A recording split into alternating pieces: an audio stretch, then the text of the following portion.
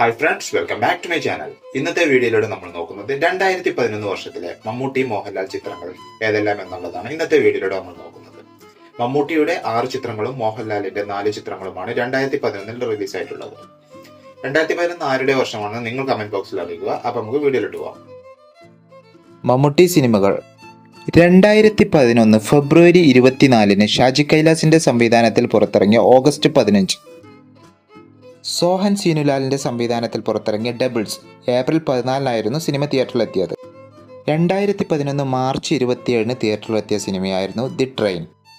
June 30 തിയേറ്ററുകളിലെത്തിയ സിനിമയായിരുന്നു Bombay March 12. December 12 തിയേറ്ററുകളിലെത്തിയ സിനിമയായിരുന്നു വെന്നീസിലെ വ്യാപാരി. മോഹൻലാൽ സിനിമകൾ മാർച്ച് 18 തിയേറ്ററുകളിലെത്തിയ സിനിമയായിരുന്നു ക്രിസ്ത്യൻ ബ്രദേഴ്സ്.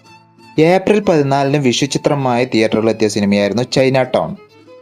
ഓഗസ്റ്റ് 31 തിയേറ്ററിലെത്തിയ സിനിമയായിരുന്നു പ്രണയം. സെപ്റ്റംബർ 30 തിയേറ്ററുകളിലെത്തിയ സിനിമയായിരുന്നു സ്നേഹവീട്. ഡിസംബർ 16 തിയേറ്ററുകളിലെത്തിയ സിനിമയായിരുന്നു അറബിയും ഒട്ടകവും പി മാധവൻ നായരും.